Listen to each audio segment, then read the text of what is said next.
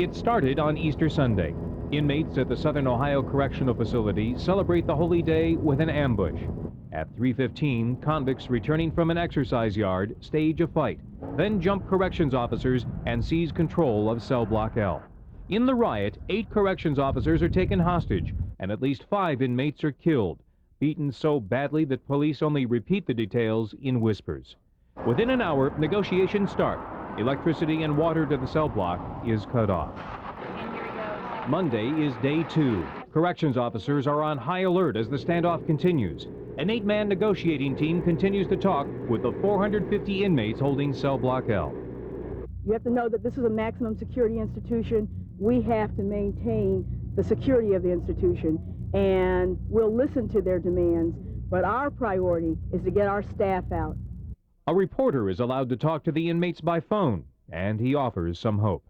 The hostage negotiator said that a guard was going to be released. In fact, that a guard had already been put out into the yard, I believe he said. The voice on the phone was wrong. Instead, the body of a 6th dead inmate is found dumped in the prison yard. Tuesday is day 3. Instead of an end to the siege, Lucasville sees more death. An 8th inmate is found, and there is new trouble, as prisoners in cell block K, next door to the hostage block, join the uprising, breaking sinks and breaking toilets to try to flood their block. Corrections officers move in. We had to go in there. We used 1 tear gas canister. We quelled all the disturbance. There was no injuries.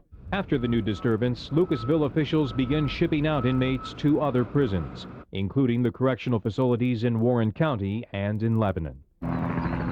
Day 4 is Wednesday, and it is filled with bad omens. Before dawn, a police helicopter crashes across from the prison, injuring 3.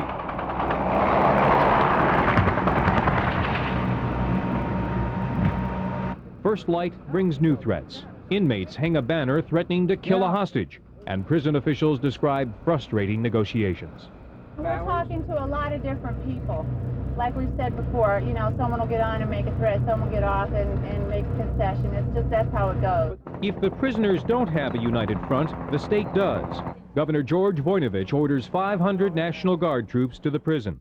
The town of Lucasville comes out to support the guards, offering prayers at a nighttime vigil.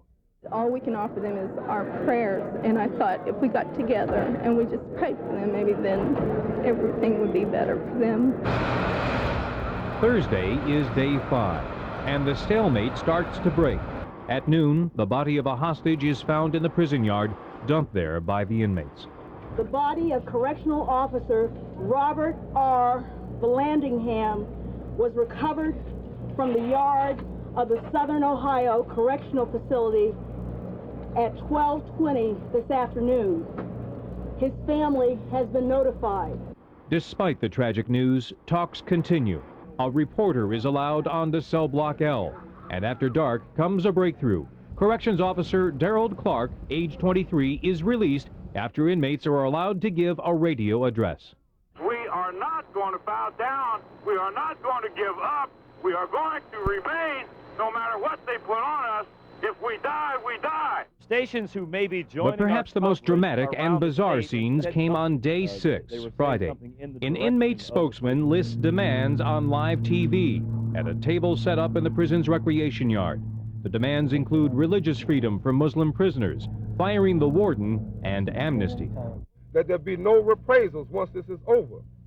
Because in the past, Lucasville has had the reputation for killing innocent people, hanged them in J block, said that they committed suicide, but we know that different administrators are still here, some of them have left, have blatantly killed innocent people here in these jails.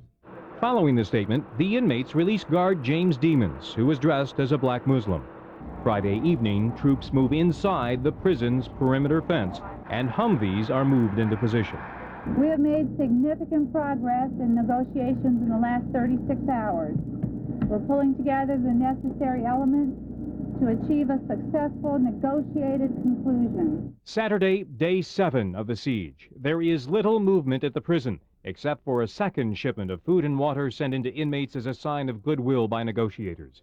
On Sunday, prison officials are ecstatic to announce that they have new evidence the 5 hostage guards are alive and well. I am pleased to announce that through negotiations, we have an audio tape of each and every correctional officer.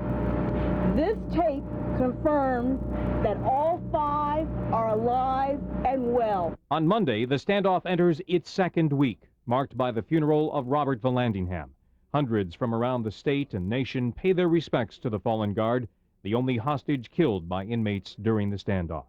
Tuesday brings the best news yet. Word from the attorney assigned to the inmates that they want the siege to end now.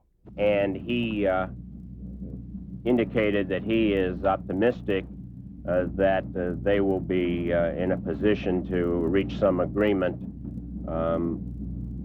if not tonight, tomorrow.